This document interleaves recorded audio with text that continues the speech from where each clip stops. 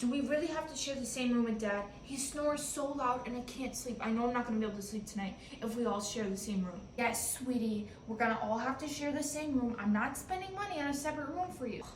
This is gonna be horrible. I don't wanna hear it. It's not gonna be that bad. Oh my gosh, I knew this was gonna happen. His snoring is so loud and obnoxious. Mom, do we have to sleep with Dad? Sweetie, just close your ears. Just deal with it. It's not that bad.